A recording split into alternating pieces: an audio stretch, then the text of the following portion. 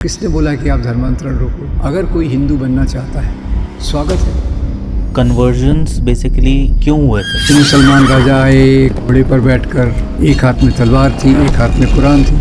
तलवार से लोगों को डराया और उनको कुरान हाथ में पकड़ा दी।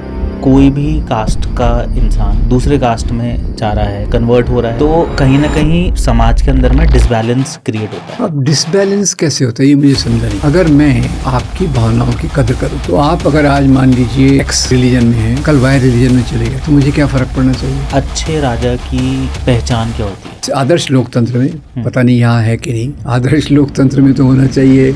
हमारी टेक्स्ट बुक्स हैं, उसमें से जो मुगल एम्पायर का जो पूरा पीरियड है उसको निकालना सही रहेगा। ताजमहल में ले जा रहा हूँ अपने दोस्त को, क्या बताऊंगा कि भाई किसी म्यूनसिपल इंजीनियर ने बनाया था, उसको भूल आ गया था। तो कोई दिल्ली चले जाइए, लाल किला है, हुमायूंस टूम है, ये सब चीज़ें हम क्या बताएंगे। पाकिस्तान में ऐसी चीज़ें शुरू से की गई और उनकी किताबों में हिंदू पीरियड का पूरा नाम गायब है। तो हिंदुओं ने बहुत चीज़ें खोई हैं। कैसे? धर्म परिवर्तन की वजह से जो मंदिर उनको डैमेज किया गया, तो कहीं ना कहीं बहुत ज़्यादा आघात लोगों के मन में रहा। हमारा नुकसान कैसे हुआ ये मुझे समझा नहीं। जो आप कह रहे हैं मंदिर तोड़े गए, तो मंदिर तोड़े जाने के पीछे मैं बताना चाहता हूँ, रेखांकित करना चाहता हूँ कि ज़्यादातर मंदिर धर्म के कारण नहीं तोड़े गए। हिंदू धर्म से विरोध होता तो हिंदू मंदिरों को दान क्यों देता? हिंदू धर्म की वजह से आज तक जो भारत है वो टूटा नहीं। अब ये कहना तो मुश्किल है।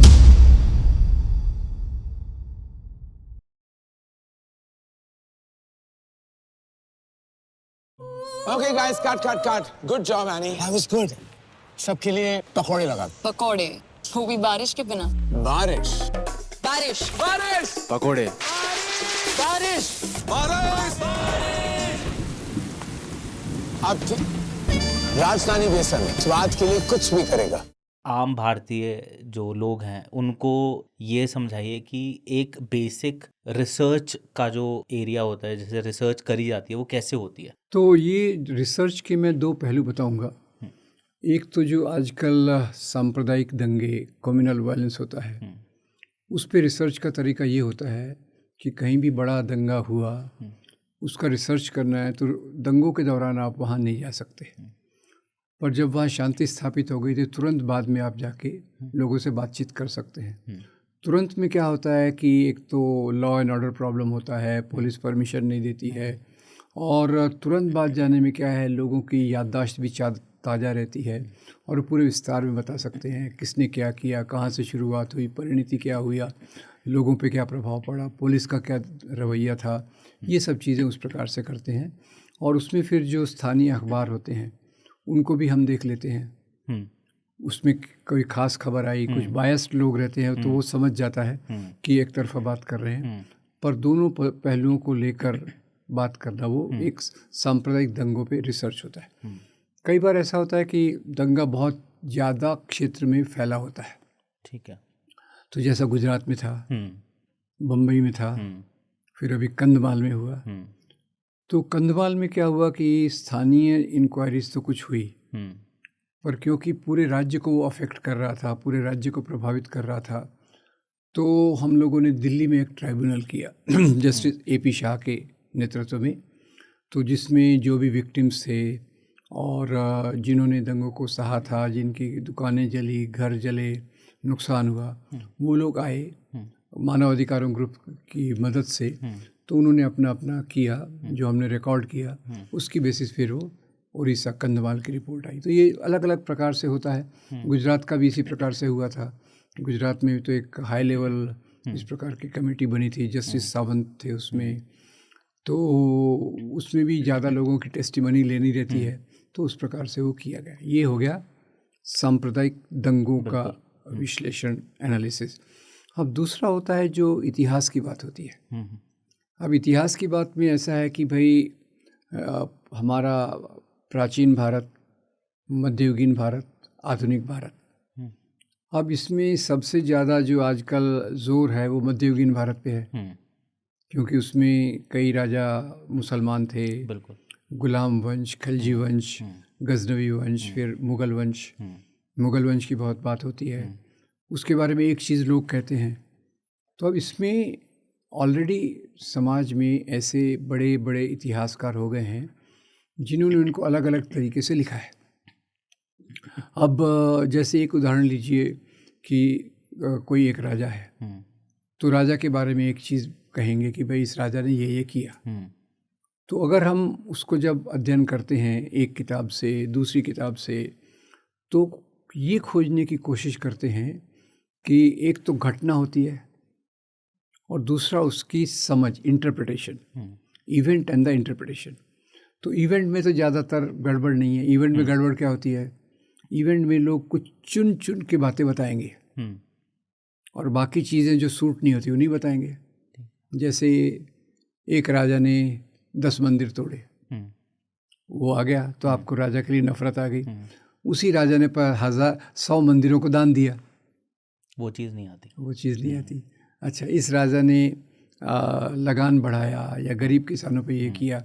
तो हमारा फोकस, मेरा फोकस खास तौर से ये रहता है कि उसके राज्य में किसानों का क्या हाल था, स्त्रियों का क्या हाल था, दलितों का क्या हाल था, और उसका होलिस्टिक पर्सपेक्टिव, पूरा उसका जो साम्राज्य का तरीका था वो क्या था। अब उसमें दोनों प्रकार की किताबें हैं, तो आप दोनों प्रकार की किताबों को देखिए और उसमें से अपना निष्कर्ष निकालिए कि इतिहास में घटनाएं क्यों हुई। क्योंकि ख़ास तौर से आजकल जो प्रचलित मान्यता है कि राजा को धर्म से जोड़ा जाता है, तो विश्लेषण करके आप निकालिए क्या ये राजा ने ये काम धर्म के लिए किया या कुछ और होगा इसके पीछे।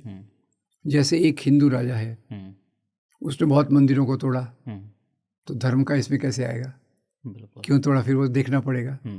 तो उसमें पता चलेगा कि उसने मंदिरों को तोड़ा मंदिरों की संपत्ति के लिए। अच्छा, जो भी एक सच बात है। अब कोई राजा आता है गजनी से, महमूद गजनवी, अब उनके जो अकाउंट्स हैं, एक तो कईयों के ऊपर वो जो राज दरबारी लिखते थे, अब राज दरबारी जो लिखते थे वो तो अतिशयोक्ति करके ही लिखेंगे।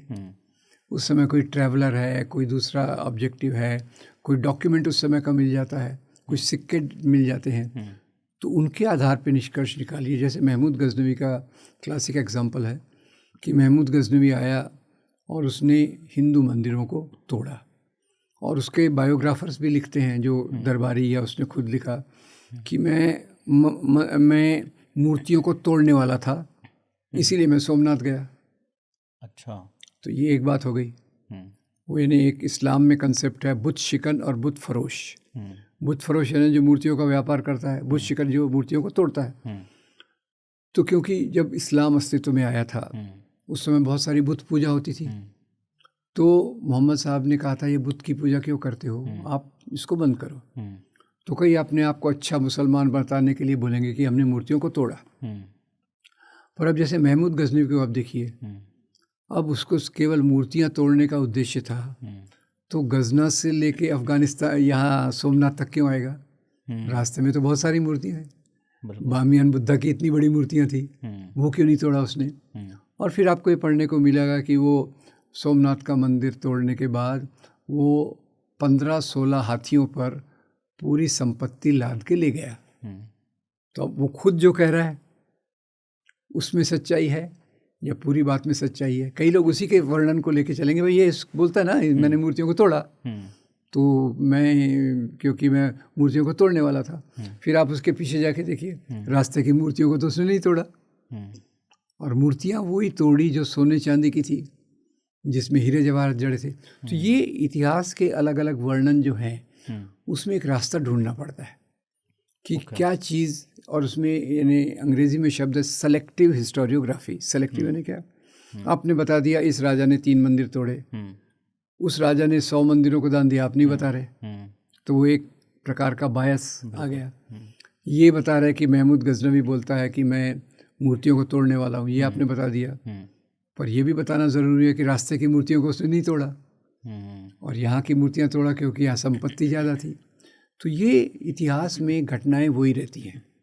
जैसे एक बहुत बड़े इतिहासकार हैं E.H. कार, वो क्या लिखते हैं कि आप 3-4 रसोइयों को लाइए, उनको मछली दीजिए बनाने के लिए, तो चारों अलग अलग तरीके से बनाएगा, मछली वही है। तो आप उसको इंटरप्रेट किस प्रकार से करते हैं, और इंटरप्रिटेशन में उसको समझने के लिए मुख्य बात ये होना चाहिए कि आप नंबर 1 चित्र को पूरा देखें। एक डॉक्यूमेंट है, दूसरा डॉक्यूमेंट है, उसमें कॉमन क्या है उसको पकड़ने की कोशिश कीजिए। और उसके बारे में जो दूसरे वर्णन है बाद के समय में आते हैं, तो कोई ट्रैवलर्स के वर्णन मिल जाते हैं। चीन से कई लोग आते थे ट्रैवल करने, उनके वर्णन में देखिए। फिर वो फ्रेंच जौहरी एक आया था टेवर्नियर, उसने क्या लिखा था उसको देखिए। तो ये सब चीज़ों को मेल मिलाप के आप करके रखें तो वो इतिहास को समझने का एक तरीका होता है। क्योंकि वो इतिहास पे जो रिसर्च करते हैं वो तो एक अलग प्रकार के लोग होते हैं, जो भाई आर्काइव्स में जाएंगे, डॉक्यूमेंट ढूंढेंगे, पत्र व्यवहार ढूंढेंगे, सिक्कों की स्टडी करेंगे। वो एक गहरा मामला है, वो हर एक तो कर नहीं सकता। पर हम जैसे लोग जो ज़्यादा समाज तक ये मुद्दों को ले जाना चाहते हैं, हम अलग अलग प्रकार के इतिहास को समझ के उसमें से एक जो सामान्य बात है, कॉमन फैक्टर है, उसको निकालने की कोशिश करते हैं। सर, आपको लगता है कि जो भारत का जो इतिहास है उसके साथ, मतलब बेसिकली भारत का जो इतिहास हमारे को बताया गया है ना, वो कहीं ना कहीं मिस इंटरप्रेट हुआ है, उसमें बहुत ज़्यादा चीज़ें जो नहीं हमको पता चली, बिकॉज अभी जैसे बहुत सारी चीज़ें आपसे पता लग रही हैं जी। सो हम मैंने भी नहीं सुनी इससे पहले ऐसी चीज़ें। तो अब जैसे ऐसे मेरे जैसे बहुत सारे लोग होंगे आई बिलीव कि जिनको नहीं पता, तो कोई ऐसा मेथड या कोई ऐसा प्रोसेस कि जिससे हमको पता लग सकता है ये चीज़ें, या कोई ऐसी बुक अगर आप रिकमेंड करना चाहें? देखिए, इसमें ये है कि जब भी यहाँ दो चीज़ों को फ़र्क करना ज़रूरी है। ठीक है। एक तो धर्म, मज़हब, और दूसरा धर्म के नाम वाली राजनीति। ओके। ये दो चीज़ों में फ़र्क करना ज़रूरी है। जैसे महात्मा गांधी धर्म का पालन करते थे, दूसरे लोग धर्म के नाम पे दंगे करवाता, लोगों को भड़काना, ये होता है। तो अब ये दोनों स्रोतों में जो बाद में इतिहास लिखा गया, जब हम आज़ाद हुए तो उस समय बहुत जो इतिहास की प्रचलन था वो तो अंग्रेज़ों के समय के आने वाला था। फिर बाद में यहाँ के जो इतिहासकार थे, हिस्टोरियंस थे, उन्होंने अपने अपने काम किए, और वो काम में स्कूल की टेक्स्ट बुक्स कितना मददगार हुई, क्योंकि एक तो पुराना प्रभाव था ब्रिटिश का, और फिर किन लोगों ने उसको आगे ले गए, वो ऑब्जेक्टिव वाले थे या धर्म के नाम की राजनीति सटल ही कहीं थी, उसके आधार पे ऐसी कई चीज़ें नहीं आई। अब मैं आपको बताना चाहूँगा कि ये जो चीज़ें नहीं आई बहुत मुश्किल नहीं है। मैं एक उदाहरण देता हूँ कि अभी तो राजनीति से इसका बहुत जुड़ाव है। जो राजनीति आती है धर्म के नाम पे काम करने के लिए, वो एक अलग प्रकार की चीज़ों को जोड़ती है। जैसे भारत में उसको अंग्रेज़ी में सैफ्रनाइजेशन ऑफ एजुकेशन, इतिहास का भगवाकरण।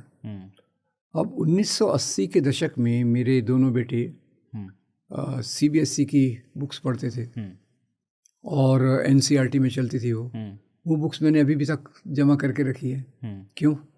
क्योंकि उसमें जो तरीका था वो पूरे समाज को बहुत सारे दृष्टिकोणों से देखने का तरीका था। उसमें केवल ये नहीं था कि इसने इस पे अत्याचार किए, उसने उस पे अत्याचार किए, उसमें समाज की परिस्थिति, राजा की नीतियों के पीछे क्या था, ये सब उसमें दिया हुआ है। इसलिए वो चीज़ों के आधार पे हम को समझने की कोशिश की जाए। जहाँ तक मेरा सवाल है, जिनको आज बहुत बदनाम किया जाता है वामपंथी इतिहासकार, मेरे ख्याल से उन्होंने समुद्र में गहरा गोता लगा के सच्चाई के मोतियों को प्राप्त करने की कोशिश की है।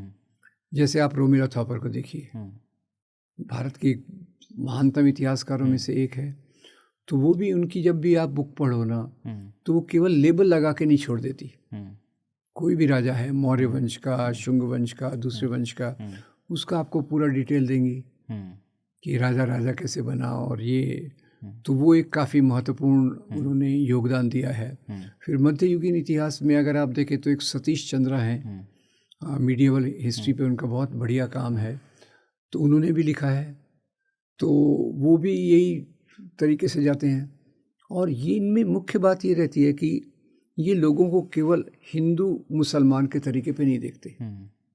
राजा, ज़मींदार, किसान, दस्तकार, महिला, आदिवासी, इनके सबके मुद्दों को अलग अलग लेते हैं, तो उससे ज़्यादा सच्चाई सामने आती है। सर, भारत में अगर हम देखें तो कन्वर्जन्स बेसिकली क्यों हुए थे, जी, मैं ये जानना चाहता हूँ। कन्वर्शन देखिए, भारत में जो ज़्यादा धर्म थे उसमें भी बहुत सारी परंपराएं थी। यहाँ एक जैन धर्म था, बुद्ध धर्म था। बुद्ध धर्म का भी प्रसार हुआ साउथ ईस्ट एशिया में, जैन धर्म का ज़्यादा नहीं हुआ। फिर यहाँ परंपराएं थी आजीविका, चारवाक और जिनको हम श्रमणवादी परंपराएं कहती हैं। तो जो भी ये गैर पैगंबरीय धर्म, ओके, नॉन प्रॉफिटिक रिलीजन्स, उसमें प्रचार करने का इतना नहीं होता है। दूसरा, जाति व्यवस्था में, जिस धर्म में जाति व्यवस्था गहरी हो वो प्रचार नहीं करते। अब आप क्या जाके प्रचार करेंगे कि मैं आपको ब्राह्मण बनाऊंगा, पॉसिबल ही नहीं है। क्षत्रिय बनाऊंगा, पॉसिबल ही नहीं है। तो वो भी अपना प्रचार नहीं करते। पर जो पैगंबरीय धर्म है वो ये मान के चलते हैं कि ईश्वर ने हमको एक ज्ञान दिया है, वो ज्ञान हमको लोगों तक ले जाना है। जैसे क्रिश्चियनिटी में देखो, इस्लाम में देखिए, जुडाइज़म में भी ऐसा ही है। बौद्ध धर्म तो बौद्ध तो खुद ईश्वर को नहीं मानते थे, जैन में भी ईश्वर को नहीं मानते। पर उनके जो बौद्ध धर्म का प्रचार तो हुआ क्योंकि सम्राट अशोक दुनिया के एकमात्र राजा थे जिन्होंने अपने धर्म के मूल्यों को फैलाया। अब भारत में तो विविध प्रकार की परंपराएं थी। एक छोटा सा मैं अपना खुद का उदाहरण देता हूँ। बचपन में मैं स्कूल में था तो दादाजी के साथ मैं जाता था बाज़ार वगैरह सामान खरीदने। तो दादाजी को मैंने पूछा कि दादाजी हम लोग कौन हैं? तो उन्होंने जवाब दिया कि हम लोग वैष्णव हैं। तो हमारी पुरानी पहचान जो थी शैव, वैष्णव या किसी राजा से जुड़ी हुई, वो पहचान 19वीं 20वीं शताब्दी के बाद बदल के या तो हिंदू की हो गई, भारतीय की हो गई, ये हो गई। हम भारत में जो धर्म आए जिनको कुछ लोग गलती से विदेशी धर्म कहते हैं, क्योंकि मेरी मान्यता है धर्म कभी देशी विदेशी नहीं होता। Religion is not nationality. धर्म अलग चीज़ है, राष्ट्रीयता अलग चीज़ है। और जो भी तो आप देखिए अभी हिंदू धर्म, क्या हिंदू धर्म के लोग केवल भारत में है? आप देखिए अमेरिका, ऑस्ट्रेलिया, ब्रिटेन, ये 3 देशों में तो मैं ही गया हुआ हूँ। और बहुत सारे देश हैं छोटे छोटे बड़े बड़े, वहाँ भी आपको कहीं भी हिंदू मिल ही जाएंगे। अब भारत में जो लोग, जो परंपराएं थी, उसमें 2 कारण से धर्मांतरण हुए। एक तो पहले हम इस्लाम के धर्मांतरण की बात करेंगे जिसके बारे में लोग परेशान ज़्यादा रहते हैं। और एक कुछ लोगों ने फैलाया था कि मुसलमान राजा आए घोड़े पर बैठकर, एक हाथ में तलवार थी, एक हाथ में कुरान थी। तलवार से लोगों को डराया और उनको कुरान हाथ में पकड़ा दी। पर ये नहीं हुआ। राजा धर्म नहीं फैलाते अशोक के छोड़ के। तो लोग मुसलमान क्यों बने? 3-4 कारण थे। सबसे पहले जो भारत में लोग मुसलमान बने वो अपने केरल के तट पर, मलाबार का तट है, व्यापार के लिए बहुत अच्छा है। भारत का सबसे पुराना व्यापार वहीं से होता था। तो अरब देशों से व्यापारी आते थे। और केरल तो हम जानते हैं गरम मसाले, दूसरी चीज़ों के लिए प्रसिद्ध है। वो यहाँ से उधर ले जाते थे, उधर की चीज़ें यहाँ बेचते थे। तो उनके मेल जोल से इस्लाम का प्रभाव बढ़ा। ओके। अब केरल में तो 15वीं शताब्दी तक किसी मुसलमान राजा का राज्य नहीं था। 15वीं शताब्दी में पहली बार टीपू सुल्तान ने अपना राज्य बढ़ाया। तो राजा का तो कोई इसमें रोल ही नहीं है। इस्लाम यहाँ 7वीं शताब्दी से है। और 7वीं 8वीं शताब्दी में यहाँ भारत की सबसे पुरानी मस्जिद केरल में बनी, चेरामन जुमा मस्जिद। ये एक मीडियम कारण। बड़ा कारण जो हमको स्वामी विवेकानंद बताते हैं अपने कलेक्टेड वर्क्स में, वो ये है कि जाति व्यवस्था के अत्याचार से बचने के लिए कई लोगों ने इस्लाम धर्म कबूल किया। ओके। अब ये हम कल्पना करें कि कहीं एक दलित है, अछूत है, मंदिर जा नहीं सकता, पर किसी एक आध्यात्मिक ताकत को मिलने की ये है, सूफी संत की दरगाह पे गया, कोई रोक टोक नहीं है, तो उनके प्रभाव से ही ज़्यादा फैला। ये 2 मुख्य कारण है। तीसरा एक कारण ये भी है, कई बार निश्चित रूप से थोड़े प्रमाण पे मुसलमान राजा के डर से कुछ लोग मुसलमान बने होंगे, नो डाउट। और ये भी है थोड़ा सा कि कई लोग लालच से भी बने होंगे कि मेरा राजा मुसलमान है, मैं मुसलमान बन जाऊंगा तो मेरी भी तरक्की हो जाएगी। तो ये 3-4 कारण है, पर मुख्य कारण यहाँ का जो स्वामी जी कहते हैं, स्वामी विवेकानंद, वो जाति व्यवस्था से जुड़ा हुआ है एक। अब दूसरा देखिए, ईसाई धर्म भी फैला। ईसाई धर्म, आपको बताना चाहता हूँ कि आज भारत में 2.3%, 2.3% ईसाई हैं। और ईसाई धर्म यहाँ आया था सन 52 में, यानी आज से करीब 2000 साल पहले आया था। और इतने सालों तक ये लोग काम कर रहे हैं, और कितने लोग बने हुए क्रिश्चियन? 2.3%। कौन लोग ज़्यादा बने? ईसाई मिशनरियों में कई लोगों ने तो जानबूझ के भी कन्वर्शन किया होगा, मैं इसको डिनाई नहीं करता, पर वो थोड़ी संख्या है। ठीक है। ज़्यादा संख्या वो है जहाँ ईसाई मिशनरी दूर दूर के गांवों में जाके, जंगलों में जाके, आदिवासियों में, दलितों में काम करते हैं। अब मैं यही कल्पना करता हूँ कि मैं एक दूर दराज गांव का एक दलित हूँ या आदिवासी हूँ, शिक्षा के लिए कहाँ जाऊँगा? पादरी के पास। स्वास्थ्य के लिए कहाँ जाऊँगा? पादरी के पास। तो अगर लंबा एसोसिएशन चलता है तो उससे एक आकर्षण पैदा होता है। तो ये इस्लाम के फैलने का भी यही कारण रहा है। और सिख धर्म तो फैला तो वो यहीं की परंपराओं को, कुछ परंपरा यहाँ से ली, कुछ परंपरा वहाँ से ली, और गुरु नानक देव जी को जो ये ज्ञान हुआ, उसके आधार पे भी ये धर्म, तो धर्म के फैलने की बहुत बड़ी प्रक्रिया है। पर एक बात निश्चित है कि ज़बरदस्ती से धर्म को फैलाना आसान नहीं है। उसके लिए अंदर एक कन्विक्शन आना चाहिए। कन्विक्शन यानी आपके मन में विचार आना चाहिए कि मुझे वो धर्म अच्छा लगता है और मैं वो लूँ। गुलामों की बात और है, आप तो उनको जो धर्म बोल दो वो कर लेंगे, पर जब भी इंसान फ्री होता है, गुलामी के बाहर आता है, किसान बन जाता है, मजदूर बन जाता है, दस्तकार बन जाता है, तो उसको एक थोड़ी सी आज़ादी मिलती है, जिसके आधार पे वो धर्मांतरण का निर्णय करता है। और ये दुनिया बड़ी है, अभी आजकल तो ग्लोबल विलेज हो गया। बिल्कुल। और पर शुरू में भी यात्राएं होती थी, व्यापार होता था, लोग आते थे, जाते थे, राजा लोग आक्रमण करके दूसरे देशों से गुलामों को ले आते थे, अपने यहाँ से भी लोग ले गए, अपने राजा भी दूसरे यहाँ से गुलामों को लाए। तो ये जो मिक्सिंग की प्रोसेस है, इसका भी एक बहुत बड़ा प्रभाव धर्मांतरण पे रहा है। सर, जैसे हम लोग पहले भी हमने सुना है, और हम आज इतने वर्षों बाद, मतलब जब आज़ादी मिल चुकी है, मुग़ल पूरा साम्राज्य ख़त्म हो चुका है, ये अभी हम जो डिस्कशन आपसे कर रहे थे, आज के टाइम पे भी ऐसी बहुत सारी चीज़ें निकल के आती हैं जहाँ पे रिपोर्ट्स बताती हैं कि लोगों को कन्वर्ट करा गया कुछ पैसे दे के, वो सारी चीज़, जैसे आपने बोला कि कुछ कुछ चीज़ें होती होंगी। सो इतने सालों से सर ये एक चीज़ चलती आ रही है, तो मतलब कहीं ना कहीं आपको क्या लगता है कि कैसे ये चीज़ रोक सकते हैं, ये क्या ये चीज़ कभी नहीं रुक सकती? देखिए, अब ये पैसे वाला मामला है, वो बहुत ज़्यादा होगा ऐसा मुझे लगता नहीं है। ठीक है। क्योंकि आजकल के समय से तो जो भी पैसा यहाँ आता है FCRA से आता है, तो वो तो सरकार के कंट्रोल में रहता है, तो पैसे से बहुत होगा। देखिए, सब प्रकार के अपवाद, एक्सेप्शंस आपको समाज में मिल जाएंगे, पर उससे हम जनरलाइज नहीं कर सकते। हमको एक पूरे समाज का ट्रेंड देखने की ज़्यादा ज़रूरत है।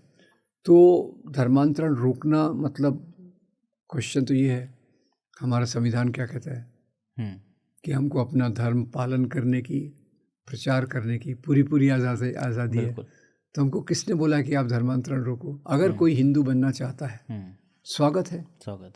कोई, अब बाबा साहब अम्बेडकर धर्मांतरण किया, उन्होंने कहा मैं इस धर्म में नहीं रहूँगा, अपने 3 लाख अनुयायियों के साथ वो बौद्ध बन गए। तो ये धर्मांतरण रोकने चाहिए, ये बात क्यों कहें हम? लोगों को आज़ादी होना चाहिए। कई लोग नास्तिक बन जाते, नास्तिक यानी लोगों को लगता है कि अनैतिक हो गए। अब भगत सिंह से ज़्यादा मानवतावादी तो कोई हो नहीं सकता। बिल्कुल। पेरियार, रामास्वामी नायकर, उनसे ज़्यादा कोई मानवतावादी हो नहीं सकता। तो नैतिकता को नास्तिकता से जोड़ दिया, वो गलत है। और आपको ये भी बता दूं कि नास्तिकता अभी यूरोप और कई विकसित देशों में बहुत फैल रही है। अच्छा। कारण क्या है कि वो पीके फिल्म को याद कीजिए, पीके फिल्म कि जब मनुष्य ज़्यादा डर में रहता है, संकट में रहता है, तो ज़्यादा वो धार्मिकता दिखाता है। अरे और तो और मैं खुद का उदाहरण बार बार दूंगा, उससे बुरा मत मानिएगा। एक बार मैं जब 16-17 साल का था, मुझे एक बार टाइफाइड हुआ, दूसरी बार हुआ, तीसरी बार हुआ। मेरे पिताजी तो बहुत हार्ड वर्कर थे, रेफ्यूजी थे, कंधे पे जा के कपड़ा वपड़ा बेचते थे, कभी पूजा पाठ करने नहीं बैठते थे। तीसरी बार जब मेरे को टाइफाइड हुआ तो कई लोग बोलने लगे ये बचता है कि नहीं, तो मेरे पिताजी रोज़ बैठ के शाम को आधा घंटा पूजा करते थे। अब मैं वेस्टर्न कंट्रीज़ का बता रहा था। तो एक विश्लेषण ये कहता है कि जहाँ समाज, कम्युनिटी ज़्यादा सेफ एंड सिक्योर महसूस करती है, इस प्रकार के कम से कम आडंबरीय धर्मों के पीछे वो नहीं जाती। पूजा पाठ करो, ये करो। तो यूरोप में कई चर्च, अभी सोशल वर्क ऑर्गेनाइजेशंस बन रहे हैं, जगह खाली है, कोई आता नहीं चर्च में, किसी को लगता नहीं कि वे अपने में डेंजर है। तो दो चीज़ें रहती हैं जब नास्तिकता बढ़ती है, एक सोशल सिक्योरिटी और सोशल फेयर इक्वालिटी। मेरे पड़ोस में कोई है जो 26 मंजिला मकान में रहता है और मेरे दूसरे पड़ोस में है एक 10 बाई 10 के मकान में 15 लोग रहते हैं, तो ये तो एक इनसिक्योरिटी नेचुरली आएगी। तो इसलिए ये सोचना कि धर्मांतरण रोकना चाहिए, वो अपने आप में मुझे लगता है गलत है। लोगों को चॉइस होना चाहिए। कई लोग तो ये भी करते हैं कि धर्म कोई हम चुनते नहीं है। हाँ, बिल्कुल। जिस धर्म में पैदा हुए उसी को महान मान के चलते हैं। तो कई लोग तो कहते हैं कि 18 साल तक बच्चों को धर्म बोलना ही नहीं चाहिए कि तुम क्या हो। 18 साल का हो गया, उसको समाज की सच्चाई देखने को कहो, और जो धर्म आपको स्वीकार करना है करो। अभी तो कोई धर्म चॉइस की बात नहीं है ना, इनहेरिटेंस की बात है। जैसे हमको इनहेरिटेंस में घर मिलता है, गरीबी मिलती, अमीरी मिलती, धर्म भी इनहेरिटेंस में आ जाता है। तो उसको ऐसा देखा जाना चाहिए मेरे ख्याल से। सर, जैसे अभी आपने काफ़ी खूबसूरत तरीके से इस चीज़ को समझाया। एक चीज़ और मैं जानना चाहूँगा कि अगेन धर्म वाले टॉपिक, जो धर्मांतरण वाले पे, क्योंकि समाज के अंदर में ये ऐसी एक सोच है या ऐसी धारणा है कि जब कोई भी कास्ट का इंसान, मनुष्य दूसरे कास्ट में जा रहा है, कन्वर्ट हो रहा है, या आप उसको लीगली और इलीगली कैसे भी मान लीजिए, तो कहीं ना कहीं समाज के अंदर में डिसबैलेंस क्रिएट होता है। तो उस पे आपका क्या विचार है सर? अब डिसबैलेंस कैसे होता है ये मुझे समझा नहीं। अगर मैं आपकी भावनाओं की कदर करूं, जो इंसान के रूप में, सामाजिक व्यक्ति के रूप में, नागरिक के रूप में मुझे करना चाहिए, तो आप अगर आज मान लीजिए एक्स रिलीजन में हैं, कल वाई रिलीजन में चले गए, तो मुझे क्या फ़र्क पड़ना चाहिए? आप भी भारतीय नागरिक हैं, आप भी इंसान हैं, मैं भी भारतीय नागरिक हूँ, मैं भी इंसान हूँ, हमारे संबंधों का तो वही तरीका होगा। तो उसमें इम्बैलेंस कैसे आएगा? इम्बैलेंस तभी आ सकता है जब इस चीज़ का उपयोग राजनीति के लिए लोग करना चाहें। कि मुझे हिंदुओं के वोट चाहिए, मुझे मुसलमानों के वोट चाहिए, मुझे जाटों के वोट चाहिए, मुझे इसके वोट चाहिए, तब इम्बैलेंस आएगा, जो अपने आप में गलत चीज़ है। जात, धर्म, भाषा, ये कोई राजनीति का आधार नहीं होना चाहिए। राजनीति का आधार तो केवल भारतीय संविधान ही होना चाहिए। तो वो इम्बैलेंस मेरे ख्याल से उसके बारे में ज़्यादा सोच। और हाँ, तीसरी बात और भी एक है। मान लीजिए मैं हिंदू हूँ और मेरे समाज का दलित तबका ये हिंदू धर्म छोड़ना चाहता है, तो मैं एक आत्म परीक्षण कर सकता हूँ कि मेरा धर्म हिंदू है, ये मेरा धर्म छोड़ के क्यों जा रहे हैं। मैं इनकी तकलीफ़ देखूँ, उनसे बात करूँ, उनको कोई तकलीफ़ है तो उसको दूर करने की कोशिश करूँ, और वो तकलीफ़ दूर नहीं होती, वो अपने रास्ते पर जाएंगे, मुझे उससे कोई विरोधाभास नहीं होना चाहिए। छत्रपति शिवाजी महाराज का जो एक पूरा एम्पायर रहा है, मतलब बहुत ही अमेजिंग, पूरा जो उन्होंने जिस तरीके से साम्राज्य को बढ़ाना चाहे, लोगों की सेवा, धर्म को फैलाना, बहुत सारी चीज़ें उन्होंने करी हैं। तो उनके बारे में आज आपसे हम और ऐसी चीज़ें जानना चाहेंगे जो अभी तक शायद हमारे दर्शकों को नहीं पता है। देखिए, पहले तो मैं एक बताऊं, सभी राजा एक सरी के नहीं होते। ओके। सभी मुसलमान राजा एक सरी के नहीं थे, सभी हिंदू राजा एक सरी के नहीं थे। इतिहास में कुछ कुछ राजाओं ने अपनी नीतियों के कारण बहुत अच्छी जगह बनाई है। उसमें ज़्यादा राजा नहीं है, जैसे सम्राट अशोक हो गए, अकबर हो गए, शिवाजी महाराज हो गए, छत्रपति शाहू महाराज हो गए। इन्होंने कुछ चीज़ें की जिसमें थोड़ा उन्होंने मानवता का अंश डाला है। वो राजाओं की थोड़ी एक मैं महानता मानता हूँ। ठीक है। और उसमें मैं शिवाजी महाराज को भी रखता हूँ कि वो एक काफ़ी महान राजा थे। अब उनकी शुरुआत देखते हैं हम कहाँ से चलती है। आज तो ज़्यादा उनकी पहचान एक हिंदू राष्ट्रवादी के रूप में होती है। या ये भी बताऊँ कि राजा लोग राष्ट्रवाद का प्रतीक नहीं हो सकते। ओके।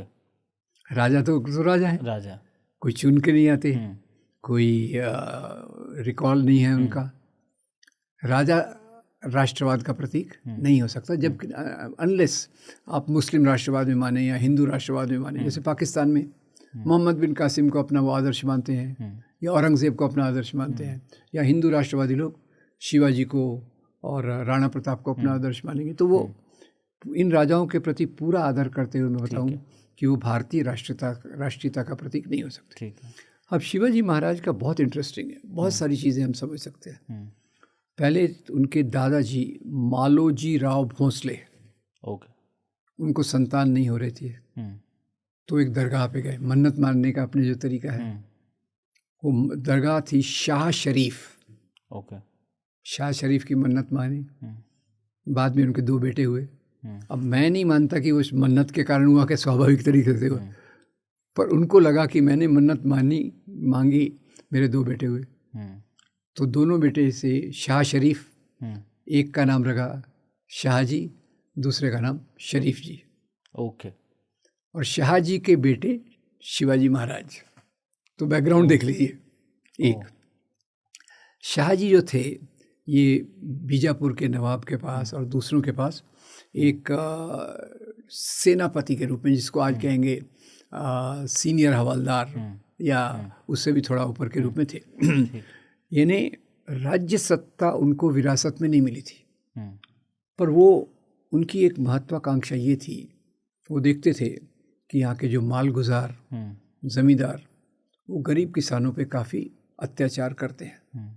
लगान तो लेते हैं, बेगार भी लेते हैं, आते जाते कुछ काम रहा तो वापस भी नहीं करते। तो उनको लगता था मैं ऐसा राज्य बनाऊं जिसमें ये प्रकार के अत्याचार न हो। तो उन्होंने क्या किया, कुछ लोगों को जमा किया और सबसे पहले उन्होंने आक्रमण किया एक चंद्र राव मोरे, छोटा राजा था। आक्रमण किया, उसकी संपत्ति उठा के लाए, उसको हरा दिए। हो गया बेस। यहाँ से उन्होंने सेना बनाई और उनका योगदान ये था कि गुरिल्ला वॉरफेयर में उन्होंने वॉरफेयर को ऐसा, उधर सेना खड़ी है, इधर सेना खड़ी है, उसके बदले गुरिल्ला तरीके से उन्होंने वॉरफेयर किया और उससे उनका राज्य बढ़ता गया। अच्छा। तो पहली बात तो उनकी जड़ें देखिए। बिल्कुल। दूसरी बात ये थे कि वो क्षत्रिय नहीं थे। राज्य तो बन गया, पर जब तक ब्राह्मण आपका राज्याभिषेक न करे, आपको लेजिटिमेसी तो मिलनी नहीं है, वैधता तो मिलनी नहीं है। बिल्कुल। तो महाराष्ट्र के ब्राह्मणों ने उनका राज्याभिषेक करने से इनकार कर दिया। अच्छा। तो बनारस के एक पंडित को, गागा भट्ट को बहुत सारी दक्षिणा देकर वो लाए, उन्होंने इनका राज्याभिषेक किया। एक। अब दूसरा ही क्या हुआ कि जब इनका राज्य इनके तरीके से बढ़ने लग गया, तो पहले उन्होंने नीति ये लगाई कि किसानों पे ज़्यादा अत्याचार नहीं करना। सेना जा रही है, रास्ते में अनाज की ज़रूरत है, तो पहले लोग क्या करते थे, अनाज उठा ली। इन्होंने बोला आपको किसान से अनाज लेना है, मार्केट वैल्यू पर, बाज़ार में उतनी जिसकी कीमत है उतना कीमत दे के आप लो। तो किसानों में लोकप्रिय होने लग गए। तो फिर दूसरा उन्होंने जो अपना राज्य का विस्तार किया, होते गया। तो उधर से औरंगज़ेब, इधर से बीजापुर का नरेश आदिल शाह, दोनों को बड़ा प्रॉब्लम हुआ। तो बीजापुर के आदिल शाह ने अपने जनरल, उनका जो ये था, ये क्या नाम है उसका, अफजल खान को भेजा कि आप शिवाजी को दुरुस्त करके आओ।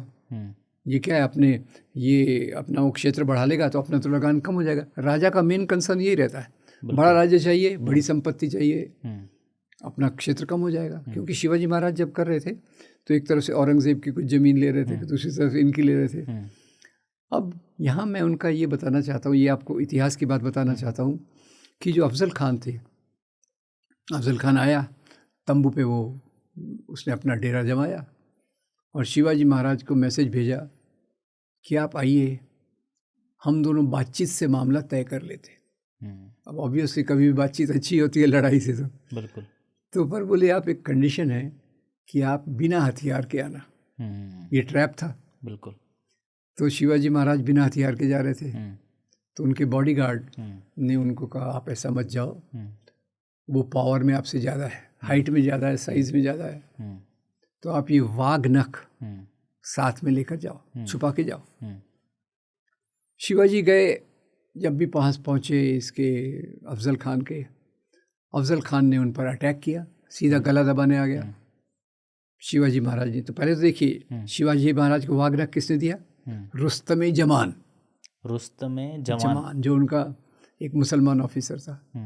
उधर से इन्होंने जब अफजल खान को मारा तो अफजल खान की तरफ से उनका सचिव तलवार लेकर आया, उन्होंने शिवाजी महाराज पर तलवार चलाई, महाराज बच गए। पर इस सचिव का नाम था कृष्णाजी भास्कर कुलकर्णी। अफजल खान के सचिव का नाम था कृष्णाजी भास्कर कुलकर्णी। और अफजल खान ने कई ब्राह्मणों से पूजा करवाई थी विजय के लिए। तो ये धर्म और इसका रिलेशन मैं आपको बताना चाहता हूँ। अब दूसरी बात ये हुई कि भाई औरंगज़ेब उधर से देख रहा है, तो औरंगज़ेब देख रहा है भाई ये शिवाजी तो गुरिल्ला मेथड से बढ़ते जा रहा है, मेरे लगान का क्या होगा। तो उन्होंने अपनी फ़ौज भेजी और उसके जो ये थे वो थे राजा जय सिंह। यहीं बता दूं औरंगज़ेब के ऑफिस में जो बड़े बड़े ये रहते थे राजा ऑफिसर, उसमें जय सिंह थे, जसवंत सिंह थे, रघुनाथ बहादुर थे। इस पर भी अपन बात कर सकते हैं जी। मुख्य बात यह है कि औरंगज़ेब और शिवाजी के बीच में जो मुठभेड़ हुई, धर्म उसका आधार नहीं था। आदिल शाह और शिवाजी की जो ये हुई उसमें भी धर्म उसका आधार नहीं था। खैर एक और घटना बताना चाहता हूँ, उसमें दो चीज़ें देखेंगे हम कि शिवाजी महाराज की सेना एक बार सूरत पर लूट मार करने गई। सूरत पे एक नहीं दो बार। सूरत व्यापार का केंद्र था, पैसा बहुत था, ज़्यादा व्यापारी हिंदू वगैरह थे। और बाल सामंत की किताब जो है वो इस पर है, उन्होंने बताया 21 दिन तक शिवाजी महाराज की सेना ने वहाँ लूट पार की। और ये मैं बताना चाहता हूँ कि हर एक राजा की सेना राज्य के अंदर लगान वसूल करती है, राज्य के बाहर जाके लूटपाट करके आती है। इसमें कोई शक नहीं, किसी एक राजा की बात नहीं कर रहा। ठीक है, हर एक राजा। ठीक। और दूसरा, ये राजा की फौजें स्त्रियों को भी उठा के लाती हैं, इसमें भी कोई शक नहीं है। पहले की भी बात थी, आज की भी बात है। तो शिवाजी महाराज का आदर्श ये था कि वो एक सुंदर स्त्री को उठा कर लाए जो कल्याण के मुसलमान सूबेदार की बहू थी। तो इन्होंने उसको देखा, प्रणाम किया और बोले ये स्त्री तो मेरी माँ के समान है, इसको वापस ले जाओ और वहीं कर। तो ऐसी कुछ चीज़ें हैं जिनको एक वो महानता का आदर्श देती हैं। और शिवाजी महाराज की फ़ौज में सभी प्रकार के लोग थे, जाति का कोई भेद नहीं था, धर्म का भेद नहीं था। मुसलमान उनके 12 सेनापति मुसलमान थे। महाराष्ट्र में प्रेम हणवते की एक किताब है शिवरायांचे निष्ठावंत सैनिक, यानी शिवाजी महाराज के वफादार सैनिक। उसमें 12 सेनापतियों का जिक्र है, सिद्धि संभल, इब्राहिम गार्दी, दौलत खान वगैरह वगैरह। तो ये 3 चीज़ें जो शिवाजी महाराज से हम सीखते हैं, एक तो धर्म के आधार भेदभाव नहीं, उनके परिवार में ही सूफी संत को मानने की परंपरा जो शिवाजी महाराज ने चालू रखी, और एक सूफी संत हजरत बाबा को वो डोनेशन देते थे। ये उनके सभी पहलू इसमें ज़्यादातर आ जाते हैं। और जैसे औरंगज़ेब की मैंने बात बताई, औरंगज़ेब और इनका संघर्ष क्यों हुआ बाद में। औरंगज़ेब ने इनको 5 हज़ारी का मनसब दिया। अब ये 5 हज़ारी 10 हज़ारी के मनसब की आगे बात करेंगे अपन। शिवाजी महाराज को लगा ये तो मेरे लिए कम है, मेरे को तो कम से कम 10,000 ही देना था। तो इसलिए शिवाजी महाराज नाराज़ होकर वहाँ से आए और औरंगज़ेब ने उनको कैद कर लिया। कैद से वो भागे।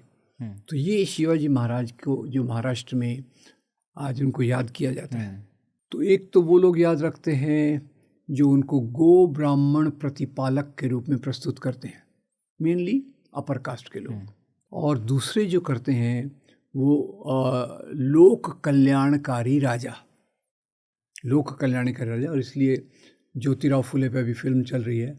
ज्योतिराव फुले ने देखा कि शिवाजी तो एक आदर्श व्यक्ति थे जो आम लोगों की बातों को देखते थे, समझते थे, इसलिए उन्होंने शिवाजी महाराज पे एक लंबी कविता लिखी।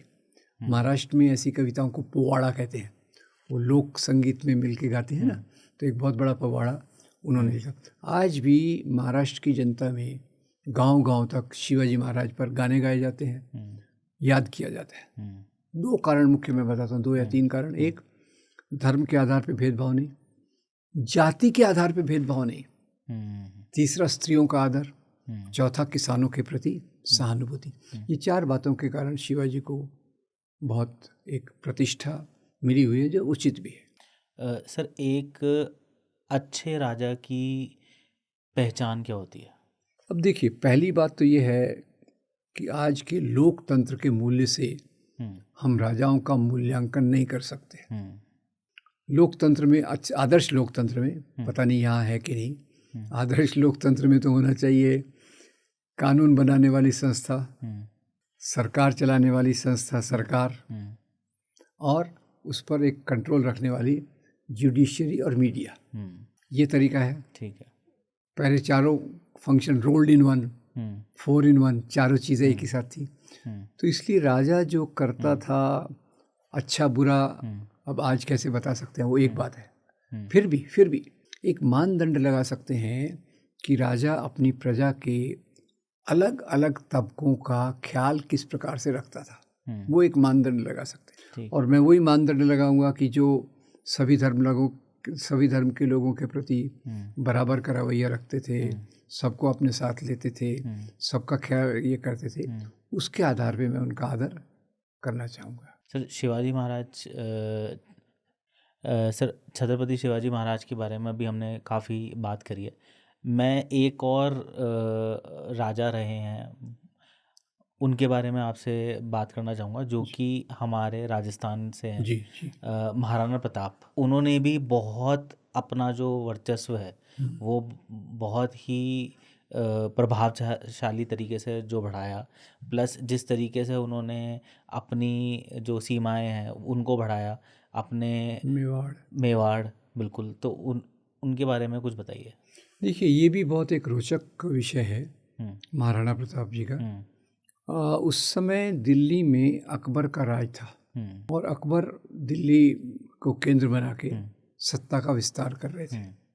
बहुत सारे राजपूत राजाओं को उन्होंने अलग अलग ओहदा, आज जैसे मिलिट्री में ओहदा रहता है लेफ्टिनेंट जनरल, कर्नल, लेफ्टिनेंट वगैरह वगैरह, तो उस समय ये था मनसबदारी। तो मनसबदारी के आधार पे अकबर ने बहुत सारे राजस्थान के राजाओं को अपने साथ जोड़ लिया था, और उसी में से आपको कई नवरत्न भी दिखेंगे अकबर के। नवरत्नों में बीरबल है, बिल्कुल, टोडरमल है, तानसेन है। अकबर के जो प्रधान सेनापति थे उनका नाम था राजा मान सिंह। अब राणा प्रताप मेवाड़ के थे और राणा प्रताप को भी उन्होंने 5,000 का मनसब देने की बात कही। तो राणा प्रताप ने उसको अपने अपमान के रूप में लिया। तो अकबर इसके सोच में पड़ गए। तो उनके मुख्य सलाह राजस्थान के मामलों में थे राजा टोडरमल। टोडरमल ने कहा भाई ये 5,000 इनके लिए काफ़ी है। तो फिर खैर इसी बात पे लड़ाई हो गई। पर लड़ाई बड़ी मज़ेदार है। हल्दी घाटी का मैदान, बिल्कुल, एक तरफ अकबर की फ़ौज, एक तरफ राणा प्रताप की फ़ौज। अकबर की फ़ौज में आप देखिए तो अकबर नदारद, तो सेना का नेतृत्व कौन कर रहे हैं? राजा मान सिंह। अच्छा, ये थोड़ा अंडरलाइन करने की बात है। फौज अकबर की है पर नेतृत्व राजा मान मान सिंह कर रहे हैं। तो फौज में केवल मुसलमान है या हिंदू मुसलमान दोनों? दोनों है। राणा प्रताप जी खुद अपनी सेना का नेतृत्व कर रहे थे। अकबर का तो मुझे नहीं मालूम कितनी फौज थी, पर राणा प्रताप जी की 3000 की फौज थी। और उनके 2 बड़े सेनापति थे। एक का नाम था राम सिंह और दूसरे का नाम था हकीम खान सूर। अच्छा, अब हकीम हकीम खान सूर। राम सिंह के अंडर में 2000 राजपूत सिपाही, हकीम खान सूर के अंदर 1000 पठान सिपाही। तो इधर भी हिंदू मुसलमान दोनों है, इधर भी हिंदू मुसलमान दोनों है। तो हिंदू मुसलमान की लड़ाई है ही नहीं, ये लड़ाई मनसब की सवाल में है। आगे ले चलता हूँ आपको। अकबर की मृत्यु के बाद जहांगीर आया, राणा प्रताप की मृत्यु के बाद अमर सिंह आया। तो जहांगीर ने कुछ रिकैलकुलेट किया, फिर से सोचा कि भाई क्यों लड़ाई लड़ी गई थी। तो उन्होंने अमर सिंह को 10 हज़ारी का मनसब दिया। अमर सिंह जुड़ गया उनके साथ। मुख्य मुद्दा ये है, ये मुद्दा सत्ता का था। आज हम उसको किसी प्रकार से भी देखें, पर ये मुद्दा सत्ता का था, जिस आधार पे अकबर और राणा प्रताप की लड़ाई हुई। इसमें धर्म का कोई कंपोनेंट मसला नहीं है। पर खैर, कुछ लोगों ने जो इसका राजनीतिक इस्तेमाल करना चाहते हैं, उसको एक अलग तरीके से रख के राणा प्रताप वर्सेस अकबर कर दिया है, जो सच में नहीं है। क्योंकि राजपूत राजाओं के बारे में और बड़ी बात है। दिल्ली के सबसे करीब राजस्थान, बिल्कुल, राजस्थान में इतने सारे, कोई एक ही राजा नहीं था, बहुत सारे राजा थे। बहुत सारे राजाओं को अलग अलग मनसब देकर इन्होंने अपने साथ कर लिया था। तो ये और मैंने आपको बताया कि ये अकबर के दरबार में टोडरमल थे, पूरा रेवेन्यू डिपार्टमेंट उनके अंडर में। बिल्कुल। औरंगजेब का रेवेन्यू डिपार्टमेंट देखने वाले थे राजा रघुनाथ बहादुर। ये कौन थे? ये टोडरमल के पोते थे, ग्रैंडसन। अच्छा। तो ये खानदानी जो काम है वो यहाँ भी चला। और ये बात मैं फिर से दोहरा रहा हूँ कि अकबर के दरबार में हिंदू ऑफिसर्स की संख्या लगातार बढ़ती गई। और पहले किसी राजा जिनको अपन इतना बुरा नहीं मानते, उनके दरबार में मुसलमान राजा उतने नहीं थे जितने औरंगज़ेब के इसमें थे। ये प्रोफेसर अथर अली की किताब में पूरा टेबुलेशन और डिटेल्स इसके दिए हैं। सर, क्या ये कहना सही होगा कि क्योंकि जो अकबर थे उन्होंने मैक्सिमम हिंदू ऑफिसर्स को अपने आसपास रखा हुआ था, या उनका जो मेन डिपार्टमेंट्स थे वो हिंदू ऑफिसर संभाल रहे थे, तो इसी वजह से शायद वो ज़्यादा बेटर जो है शासन कर पाए थे लोगों पे, चाहे वो हिंदुओं के ऊपर में था चाहे वो मुस्लिम्स के ऊपर में था। मतलब पूरे भारत पे जो उनका एक पूरा एम्पायर रहा है, तो वो इसी वजह से बहुत ज़्यादा लंबे समय तक टिक पाए। नहीं, मेरे ख्याल से ज़्यादा लंबे समय तक तो औरंगज़ेब था, 50 ईयर्स। यस।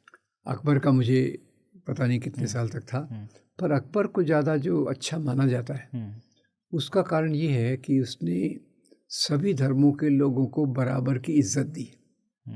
मुख्य बात यह है, औरंगज़ेब भले ही हिंदुओं के साथ ही रहता था, पर वो अपना एक कट्टर मुसलमान के तरीके में वो जीता था। और अकबर ने, जैसे आपने देखा, सुलह कुल की बात की। सुलह कुल, आपका धर्म अलग है, मेरा अलग है, पर हम दोस्त हैं, भाई भाई हैं। और फिर दीन इलाही नाम का धर्म चलाने की कोशिश की कि भाई इस्लाम की अच्छी बात, हिंदू धर्म की अच्छी बात, क्रिश्चियनिटी की अच्छी बात लेकर मैं नया धर्म चलाऊंगा। वो चला नहीं, क्योंकि धर्म का चलना आसान नहीं होता। पर अकबर का एक अलग करिश्मा था, और वो करिश्मा था उनकी जो धर्म के बारे में नीतियाँ थी वो बहुत उदार थी। सभी मुसलमान राजाओं में सबसे उदार उसी की थी। और दूसरा जो राजा नहीं बन पाया, दारा शिकोह, वो राजा नहीं बन पाया, औरंगज़ेब ने उसकी हत्या कर दी पावर के लिए। और वो दारा शिकोह भी इसी प्रकार का था, वेदों में इंटरेस्ट लेता था, उपनिषद का अनुवाद करवाया, अकबर ने भी करवाया। तो इसलिए अकबर का एक अलग प्रकार से मुकाम है भारत के इतिहास में। सर, राजस्थान की बात अगर करते हैं तो राजस्थान में जो मुग़ल वाला जो पूरा पीरियड रहा, तो वो मुग़ल राजपूत पीरियड बोलते हैं उसको, मतलब मुग़ल्स बोलते हैं ऐसे कि मुग़ल राजपूत पीरियड है। इसके बारे में कुछ जानना चाहेंगे सर? हाँ, मैं इसके बारे में ये कहूँगा कि अकबर की जो सबसे ज़्यादा दोस्तियाँ थी वो राजपूत राजाओं से थी। पारिवारिक संबंध भी थे और सैनिक संबंध भी रहे थे। तो प्रोफेसर इरफान हबीब जो अभी EMU में अभी भी रहते हैं और वहाँ प्रोफेसर एमरिटस हैं, उन्होंने मध्ययुगीन काल पे बहुत काम किया है। तो वो इसको ज़्यादातर मुग़ल राजपूत पीरियड कहते हैं। ज़्यादातर इसको जो नाम दिया जाता है वो मुग़लों के नाम से दिया जाता है, पर क्योंकि राजपूतों का बहुत बड़ा रोल था आर्मी में और दूसरे कोलैबोरेशन में, इसलिए ये उनको मुग़ल राजपूत पीरियड कहते हैं। सर थोड़ा सा टॉपिक शिफ्ट कर रहे हैं जी। क्या आज की डेट में जो हमारी टेक्स्ट बुक्स हैं उसमें से जो मुग़ल एम्पायर का जो पूरा पीरियड है उसको निकालना सही रहेगा? देखिए, अब ये ऐसा है कि अगर आपको इतिहास हम क्यों पढ़ते हैं, ताकि हम अपने पास्ट को, भूतकाल को ठीक से समझ सकें। अब ये मुग़ल राजा 300 साल और बाकी मुसलमान जो एम्पायर से वो 300 साल, ये 600 साल का पीरियड आप अपने इतिहास से निकाल देंगे तो हमारी समझ क्या बनेगी? सरल सरल सवाल है। जो हमारे समाज में परिवर्तन आए उस दौर में, आप उसको कैसे समझेंगे? ताजमहल में ले जा रहा हूँ अपने दोस्त को, क्या बताऊँगा कि भाई किसी म्यूनसिपल इंजीनियर ने बनाया था, उसको भूल आ गया था, तो ऐसा बताऊँगा? या फिर भारत की जो दूसरी, आप कई दिल्ली चले जाइए, लाल किला है, हुमायूंस टूम है, ये सब चीज़ें हम क्या बताएंगे?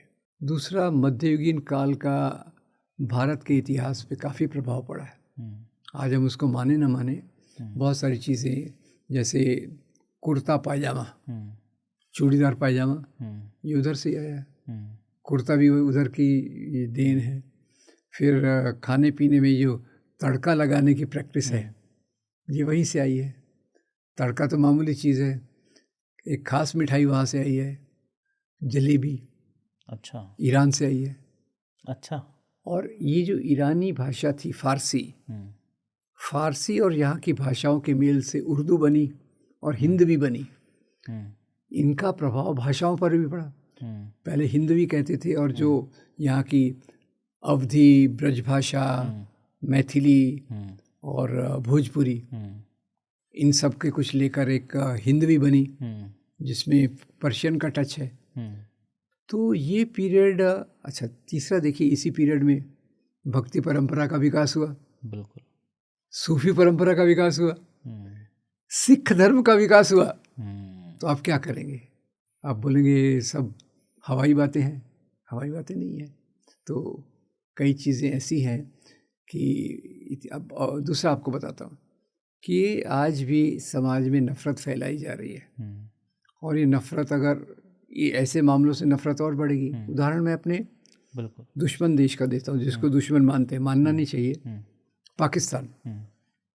पाकिस्तान में ऐसी चीज़ें शुरू से की गई और उनकी किताबों में हिंदू पीरियड का पूरा नाम गायब है, हिंदू पूरा गायब है। तो वहाँ के बच्चों में हिंदुओं के लिए बहुत नफ़रत, और उस नफ़रत के आधार पे समाज में, नफ़रत के आधार पे कोई समाज प्रगति नहीं कर सकता। पाकिस्तान में किया उन्होंने, वो गलत रास्ता है। हम अपने समाज को, इतिहास को समझें, जिसमें एक सही तरीके को देखकर अगर हम समझेंगे तो हमारे बच्चों की समृद्धि अच्छी होगी। इसमें मुग़लों का क्या जाने वाला है, वो तो गए, कब्रों में पड़े हैं, पर हमारा बच्चा, अगली पीढ़ी वाला समाज को कैसे समझेगा कि खाने पीने में भी मेल जोल होता है, कपड़ों में भी मेल जोल होता है, धर्म में मेल जोल होता है, भक्ति परंपरा, कबीर, तुकाराम, नामदेव, ये सब जो हमारे इतने बड़े भक्ति संत हैं, या फिर सूफ़ी निज़ामुद्दीन औलिया, ख्वाजा गरीब नवाज, ये इनकी दरगाह पे तो हिंदू भी जाता है, मुसलमान भी जाता है। उसी पीरियड में सब विकास हुआ। तो इतने लंबे पीरियड को हिस्ट्री में से निकालना, ये मेरे ख्याल से हमारी अगली जनरेशन के लिए ख़राब होगा। सर, अगर मैं एक रिक्वेस्ट आपसे करना चाहूँगा कि हमारी जो ऑडियंस है, अगर आपको उनको एक बेसिक लैंग्वेज के अंदर में हमारा इतिहास बताना हो तो कैसे बताएंगे सर? जी देखिए, बेसिक इतिहास जो भारत का है वो ज़्यादातर मेल जोल की परंपरा का है। और ये इतिहास समझने के मैं 2 मुख्य स्रोत बताऊंगा। एक तो महात्मा गांधी, उनकी किताब हिंद स्वराज में वो 2-3 पेज में बताते हैं कि भारत में मुसलमान राजा भी रहे, हिंदू राजा भी रहे। मुसलमान राजाओं के दौर में हिंदू प्रजा फली फूली, हिंदू राजाओं के दौर में मुसलमान फले फूले। और वो महात्मा गांधी तो खैर उनका तो हिंदू मुस्लिम यूनिटी पे बहुत ज़ोर था। और दूसरा मैं उदाहरण दूंगा पंडित जवाहरलाल नेहरू का, भारत के पहले प्रधानमंत्री, जिन्होंने यहाँ आधुनिकता की नींव, यूनिवर्सिटीज़, इंडस्ट्रीज़ सब की नींव रखी। तो उनकी एक किताब है डिस्कवरी ऑफ इंडिया, 800 पेज की किताब है। देख के डर लगता है कि कैसे पढ़ेंगे इतना, पर श्याम बेनेगल ने उसको 50 एपिसोड्स के एक सीरियल में डाला है जो अवेलेबल है अभी भी। नेहरू का मुख्य ये जो तथ्य है उसमें ये कि भारत एक ऐसी समतल प्लेट रही है जिसके ऊपर एक के बाद एक दूसरी परंपराएं, संस्कृतियां, भाषाएं आती रही हैं। और जो नए आने वाली भाषा, सभ्यता, संस्कृति है, इसने पुराने को ख़त्म नहीं किया। पुराना चलता गया, नया उसमें मिलता गया। और यही मेलजोल को वो एक शब्द देते हैं, या पहले किससे था उनको अंडरलाइन करते हैं, गंगा जमुनी तहजीब। तो मैं इतिहास को समझने का यही तरीका रखता हूँ कि हम राजाओं को राजा के रूप में देखें, हिंदू मुसलमान के रूप में नहीं, क्योंकि उनका राजाओं का मुख्य काम था सत्ता और संपत्ति के लिए राज्य करना, जबकि हमारे संत और बाकी धर्मगुरु वो धर्म के आधार पे समाज में चलते थे। सर, इतने सालों का जो इतिहास रहा है उसमें हिंदुओं ने बहुत चीज़ें खोई हैं। अगर हम इतिहास के पन्नों को देखें तो हिंदुओं ने बहुत चीज़ें खोई हैं। कैसे? जैसे क्रूरता की वजह से, जो आक्रमण होते थे उस वजह से, धर्म परिवर्तन की वजह से, जो मंदिर या जो भी रिलीजियस ऑर्गेनाइजेशंस या प्लेसेस होती थी टू वर्शिप, वहाँ उनको डैमेज किया गया। तो कहीं ना कहीं बहुत ज़्यादा आघात लोगों के मन में रहा। तो उस वजह से सर क्या क्या चीज़ें और आपको लगता है कि इफ़ेक्ट हुई हैं? पहले तो ये देखते हैं कि हुआ क्या था। अब ये हमारे मंदिर तोड़े गए, ये बात मैं 60 साल पहले इतना नहीं सुनता था। मेरी उम्र के हिसाब से बता रहा हूँ। बचपन में 2 बार मेरे दादाजी मुझे तीर्थ यात्रा के लिए ले गए। कभी उन्होंने इस बात को नहीं कहा कि भाई ये अयोध्या में हमारा मंदिर टूटा या वो टूटा। इसको हाईलाइट पिछले 25-30 साल में किया गया। तो देखिए, पहले कोई भी राजा अपने राज्य का विस्तार करना चाहता है, इसमें कोई शक नहीं है।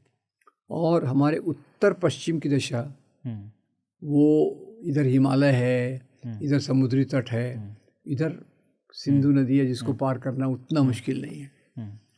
तो यहाँ से कई राजा आते रहे, ग्रीक आए, शक आए, हूण आए, और बाद में कई मुस्लिम राजा भी आए।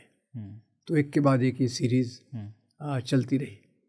अब इसमें हमारा नुकसान कैसे हुआ ये मुझे समझा नहीं, क्योंकि हमारे जैसे चोला राजा थे, चोला वो श्रीलंका गए, श्रीलंका से गुलाम लेके आए, उनको लूट के आए, इंडोनेशिया तक गए, मलेशिया तक गए, कहीं कहीं राज किया, कहीं लूट पार करके लाए।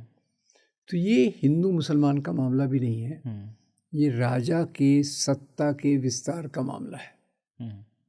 और जो आप कह रहे हैं मंदिर तोड़े गए, तो मंदिर तोड़े जाने के पीछे मैं बताना चाहता हूँ, रेखांकित करना चाहता हूँ कि ज़्यादातर मंदिर धर्म के कारण नहीं तोड़े गए। औरंगज़ेब को देखिए, उसका बोलते हैं उसने बहुत मंदिर तोड़े, बहुत मंदिर तोड़े। पूरा हिसाब किताब लगा कर ये आया कि उसने 12 के मंदिर करीब तोड़े होंगे। बुरी बात है, पर मंदिर तोड़ने का कारण क्या है ये भी समझना पड़ेगा। पहले ये समझ लें कि उसने इतने मंदिर तोड़े, साथ में उसने बहुत सारे मंदिरों को दान भी दिया। अच्छा, अब ये थोड़ा अंतर विरोधी बात है। हिंदू धर्म से विरोध होता तो हिंदू मंदिरों को दान क्यों देता? पर मेरी समझ ये है कि कोई भी राजा अपनी प्रजा को नाराज़ नहीं करना चाहता जहाँ तक हो सके। तो जैसे काशी विश्वनाथ का मंदिर और इधर जो दावे हैं वो एक तरफ है, दूसरी तरफ आपको बता दूं कि डॉक्टर पट्टाभी सीतारमैया की किताब में एक उदाहरण दिया गया है काशी के मंदिर का, कि वहाँ कुछ इमोरल अनैतिक काम चल रहा था, हुआ, जिसके कारण वो मंदिर तोड़ा गया। तो डॉक्टर विशंबरनाथ पांडे की किताब है फेदर्स एंड स्टोन, उसमें बताते हैं कि विशंबरनाथ पांडे की किताब का नाम है फरमान्स ऑफ किंग औरंगज़ेब। उसमें बताते हैं कि कैसे औरंगज़ेब ने उत्तर भारत के बहुत सारे मंदिरों को दान दिया। अच्छा। कामाख्या देवी का मंदिर आसाम, फिर महाकाल का मंदिर उज्जैन, और तीसरा भगवान कृष्ण का मंदिर वृंदावन। अच्छा। ये 3 मुझे याद है, बाकी भी बहुत सारे, किसी जैन मंदिर को दान दिया, किसी इस मंदिर को। तो सवाल यह है कि मंदिर तोड़े जाने की प्रक्रिया केवल आक्रामकों, बाहर से आने वाले राजाओं ने ही नहीं की। एक्चुअली औरंगज़ेब तो बाहर से आया भी नहीं था, वो तो यहीं पैदा हुआ, गुजरात में पैदा हुआ था और यहीं उसने राज किया। सबसे ज़्यादा मंदिर जिसने तोड़े उसका नाम है राजा हर्षदेव। राजा हर्षदेव। कल्लण की राज तरंगिणी में कवि कल्लण लिखते हैं कि 11वीं शताब्दी के राजा हर्षदेव ने, खजाना खाली हो गया, अय्याश खर्चा करने वाला राजा था, खजाना खाली हो गया, तो उसको आइडिया आया सोना चांदी और हीरे जवाहर तो मंदिरों में पड़े हैं, तो एक अपने ऑफिसर को इसी काम के लिए लगा दिया और बोला कि उसको एक ओहदा दिया, देवोत्पतन नायक। देवता, उत्पतन और नायक, वो ऑफिसर जो देवताओं की मूर्तियों को तोड़ता है। उसने सबसे ज़्यादा मंदिर तोड़े एक्चुअली। दूसरे राजाओं ने भी मंदिर तोड़े, 2 कारण मुख्य थे। कई बार तो संपत्ति के लिए तोड़े गए, और कई बार क्या होता था, 2 राजा आपस में लड़ते थे, हिंदू राजा भी लड़ते थे, मुसलमान भी राजा लड़ते थे।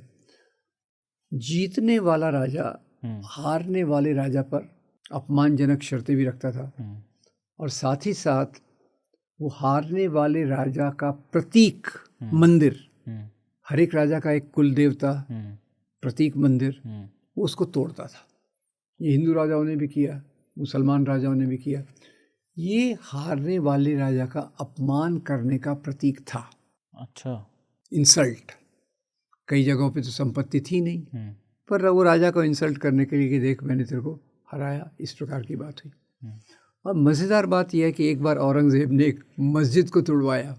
अच्छा। ये सबसे शॉकिंग है।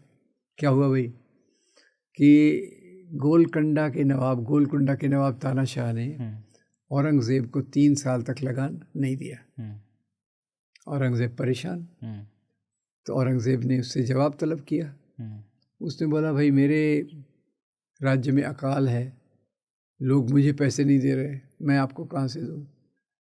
तो इसने अपने जासूस को भेजा। जासूस ने बताया एक मस्जिद के नीचे संपत्ति छुपी हुई है, तोड़ के संपत्ति ले आया। ऐसे महमूद गजनवी का जो मैं आपको बता रहा था, उसके बेटे ने भी मध्य एशिया में एक मस्जिद को तुड़वाया था कि वहाँ भी किसी ने खजाना रखा हुआ था। तो ये मंदिर तोड़ने का मुझे नहीं लगता कि कोई इतना मतलब केवल मुसलमान राजा ही मंदिर तोड़ते थे, वो भी गलत है। और उससे समाज में असर पड़ा होगा, निश्चित रूप से पड़ा होगा। पर अब देखिए जैसे अयोध्या के मंदिर की बात कर लेते, गोस्वामी तुलसीदास, वो जिस समय ये कहते हैं कि मंदिर तोड़ा गया होगा, वो करीब 20, 22, 28 साल के होंगे। अब गोस्वामी तुलसीदास से तो बड़ा राम भक्त कोई था नहीं। बिल्कुल। उन्होंने अपनी आत्मकथा विनय चरितावली, विनयावली, मैं नाम भूल रहा हूँ, आत्मकथा में इसका कहीं उल्लेख ही नहीं किया। अगर मेरे आराध्य देव का मंदिर कोई तोड़ता है तो मैं आत्मकथा में तो उसको बहुत बड़ा स्थान दूंगा, तो इसका कोई उल्लेख उसमें नहीं आता है। इंडिया के सर कितने नाम रह चुके हैं अब तक? जब पृथ्वी को चपटा माना जाता था तो पृथ्वी को 5 भागों में बांटा जाता था, और उसका सबसे दक्षिणी जो द्वीप था वो इंडिया के आसपास का एरिया था, उसको जम्बू द्वीप कहते थे। फिर उसके बाद जब आर्य आए गंगा के आसपास उत्तर भारत के, आर्यावर्त। फिर इसका एक और नाम रहा है कि जो ज़्यादातर सिंधु नदी, उसमें स को जनरली वो लोग ह बोलते हैं, तो इसका ग्रीक ने 4वीं शताब्दी में इसको हिंदुश कहना शुरू किया था, और बाद में फिर 11वीं 12वीं शताब्दी से इसको हिंदुस्तान शब्द ज़्यादा पॉपुलर हो गया। ठीक है। उसके पीछे कारण क्या था कि एक तो सिंधु नदी के इस पार वाला एरिया है, फिर कई मुस्लिम मुग़ल राजा, तो वो लोग ज़्यादातर हिंदुस्तान शब्द का इस्तेमाल करते थे। भारत शब्द का इस्तेमाल ज़्यादा नहीं होता था। भारत एक जैन तीर्थंकर के पुत्र भी थे। एक छोटा एरिया था भरतवंश का, वो भी भारत था।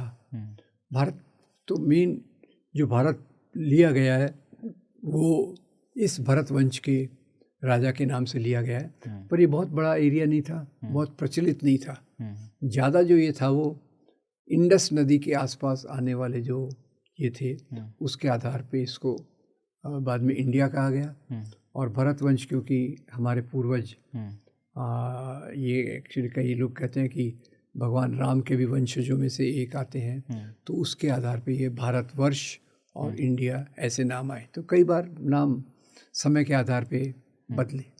जब हम हिस्ट्री की बात करते हैं तो एक वैदिक ज्ञान, वैदिक एजुकेशन सिस्टम की बात ना हो ऐसा हो नहीं सकता, बिकॉज मॉडर्न एजुकेशन सिस्टम हम लोग देख रहे हैं कि जिस तरीके से अभी हम लोग के उसमें चल रहा है, बट वैदिक एजुकेशन सिस्टम में इतना कुछ पढ़ाया जाता था, जब इतना वहाँ पे उस मोमेंट पे इतना संसाधन नहीं हुआ करते थे, क्योंकि जो टीचर्स रहे थे, जो गुरु रहे थे, गुरुकुल्स रहे थे, गुरुकुल के अंदर में जब पढ़ाया जाता था तो वो एक पूरा एक सिस्टम के जो लोग थे वो कहीं ना कहीं शायद ज़्यादा बेटर आज की डेट में भी परफॉर्म कर रहे हैं रैदर देन मॉडर्न जो लोग हैं उनसे अगर कंपेयर करा जाए तो। देखिए, मॉडर्न एजुकेशन में बहुत सारी कमियां हैं, बहुत सारे डिफेक्ट्स हैं जिसको इम्प्रूव करने की कोशिश होना चाहिए। पर एक आप देखिए कि जो वैदिक पीरियड में ज्ञान था और आज के समय जो ज्ञान की उपलब्धि है उसमें बहुत फ़र्क है। ज्ञान कोई ऐसी चीज़ तो नहीं है जो भाई मनुष्य समाज आया उसी के साथ ज्ञान थोप दिया गया हो। ज्ञान तो एक प्रक्रिया है सतत दुनिया को समझने की। पृथ्वी को पहले चपटा समझते थे, अभी गोल हो गई है, जब तो कोई और उसको गलत सिद्ध ना करे। तो मुझे लगता है वैदिक में जो अच्छी चीज़ें हैं उसको पकड़ना चाहिए, पर आज का जो ज्ञान है विज्ञान के आधार पे, इतने बड़े रिसर्च के आधार पे, उसको सब्स्टिट्यूट करना गलत होगा। पहले मदरसे थे, सेमिनरीज थी क्रिश्चियंस की, गुरुकुल थे, पर वो ज्ञान का उस समय के ज्ञान को वो अच्छे से परिलक्षित करते थे। पर आज मेरे ख्याल से मानव समाज बहुत आगे आ गया है और आज के ज्ञान में वहाँ की कुछ चीज़ों को हम उठा सकते हैं जो आज के समय से हमको साइंटिफिक लगती हैं, तार्किक लगती हैं, वो चीज़ें हम ज़रूर उठा सकते हैं। सर, आज भी लोग खजुराहो का जो मंदिर है उस मंदिर को एक्सेप्ट नहीं कर पा रहे हैं। काफ़ी लोग हैं ऐसे जो कि वहाँ पे जो स्क्रप्चर्स बने हुए हैं, वहाँ के जो चीज़ें हैं उसको वो एक्सेप्ट नहीं करते हैं, उसके बारे में कुछ नेगेटिवली चीज़ें कन्वे करी जाती हैं टू द मार्केट लोगों के उसमें। उसके बारे में क्या कहना चाहेंगे सर? देखिए, ये भारत में अगर आप देखें सभी चीज़ों का विकास हुआ। बिल्कुल। काम सूत्र का भी विकास हुआ, काम सूत्र भी यहीं की है, वात्सायन की भी। तो ये देखिए खजुराहो का मंदिर है और एक कोणार्क का है जहाँ इस प्रकार की मूर्तियाँ हैं, और उसका निगेटिव इम्पैक्ट कुछ होगा मुझे लगता नहीं। मैं भी गया था एक बार कोणार्क, लोग जाके देखते हैं, अम्यूज़मेंट से देखते हैं, पर उसका कोई निगेटिव इम्पैक्ट हो ऐसा मुझे लगता नहीं है। वो भी अपने आप में एक मनुष्य के जीवन का एक भाग है, तो जिसको अगर अश्लीलता से न देखा जाए तो वो भी एक शिक्षाप्रद चीज़ होती है। सर अगर हम बात करें हमारे जितने पुराने मंदिर रहे हैं उनका जो एक स्ट्रक्चर रहता था वो बहुत ही साइंटिफिकली बनाते थे जिन लोगों ने बनाया।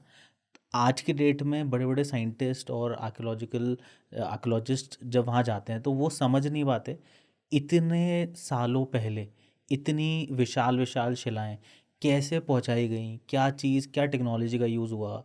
तो सर कुछ तो हमको आज देखिए हमारी जो पूरा विज्ञान है, विज्ञान के आधार पे टेक्नोलॉजी आती है और विज्ञान और टेक्नोलॉजी अचानक नहीं आते समाज में, धीरे धीरे उनका विकास होता रहता है। उसमें अब जो इतिहास में ट्रायल एंड एरर हुए और दूसरी चीज़ें हुई वो तो आज बताना मुश्किल है।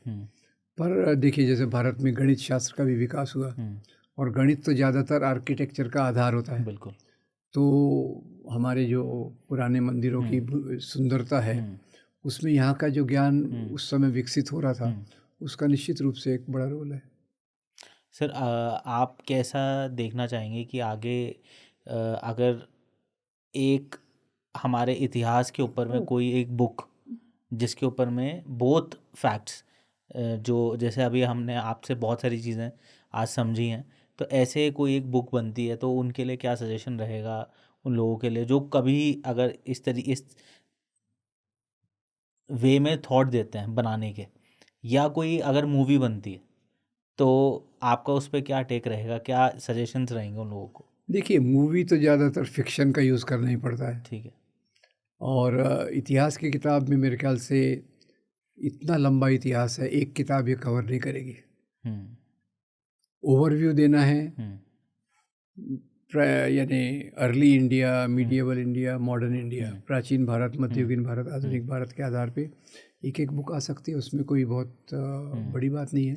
जैसे अभी मैं एक किताब देख रहा था मध्ययुगीन भारत पे प्रोफेसर सतीश चंद्र की, काफ़ी अच्छी है। आधुनिक भारत पे प्रोफेसर बिपिन चंद्र की किताब भी काफ़ी अच्छी है। प्राचीन भारत पे रोमिला थॉपर भी है। तो अच्छी किताबें हैं। उनके ऊपर एक ही है कि ये आम लोगों तक पहुंचाने का काम होना चाहिए। जो मैं खुद का कहूँ तो मैंने थोड़ा सा इसमें, आपने कई सवाल जो पूछे, वो अमेज़ॉन पे एक किताब है busting myths against minorities. Busting myths against minorities, छोटी सी किताब है, 80-90 पेज की। हिंदी में भी वो है हिंसा सांप्रदायिकता। ठीक। वो 100 पेज वाली, अभी 400 पेज की इंग्लिश में है, religious nationalism, social perceptions and violence. ये इंग्लिश में अवेलेबल है, उसका हिंदी भी आने वाला है। तो ये 2 किताबों में मैंने खुद होकर जितना मेरे से हो सका है मैंने कोशिश की है कि इसको वैज्ञानिक तरीके से इतिहास की प्रस्तुति को किया जाए।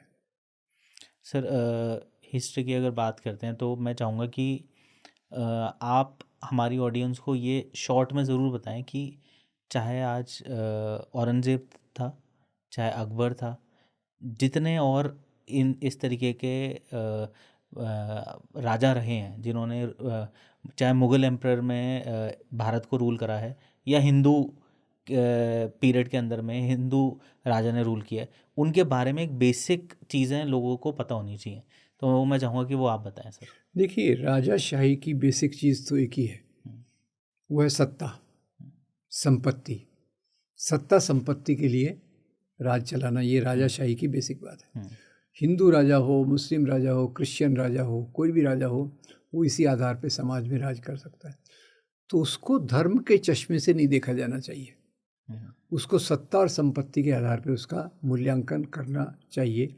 यही बात मैंने सीखी है। धर्म का एलिमेंट इसमें बहुत ज़्यादा काउंट नहीं होना चाहिए और ना होता है। सर मैं चाह रहा था कि जैसे औरंगज़ेब है तो उनके बारे में थोड़ा सा आप ब्रीफ भी, औरंगज़ेब ऐसा ऐसा था, है ना। फिर उसके बाद में जैसे अकबर है तो अकबर के बारे में मेरा परसेप्शन ऐसा ऐसा है ना। फिर उसके बाद में जैसे छत्रपति शिवाजी महाराज आ गए, महाराणा प्रताप आ गए, तो ऐसे उससे क्या ऑडियंस को एक जिस्ट मिल जाएगा उनके बारे में। हाँ जी देखिए, ऐसे अभी राजाओं के बारे में जैसे थोड़ा और समझना हो तो 3-4 राजाओं का हम उदाहरण ले सकते हैं। एक अकबर से शुरू करें, सबसे पहले तो अकबर ही आता है।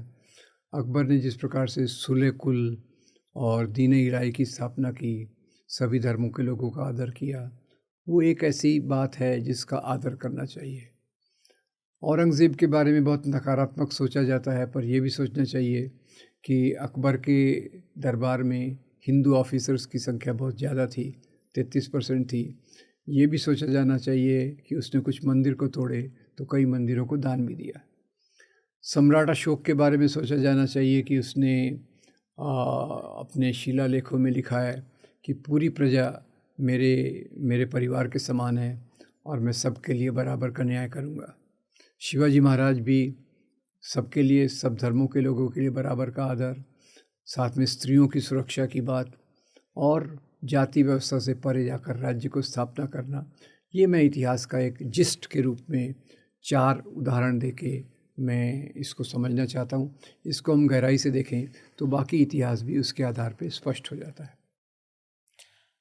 आई थिंक सर बहुत सारी आज बातें आपसे सीखने को मिली हमारे शुक्रिया। को। हमारी ऑडियंस को क्या मैसेज देना चाहेंगे सर? देखिए, मैं निवेदन ये करना चाहूँगा कि हम इतिहास के आधार पे आज की राजनीति नहीं चलनी चाहिए।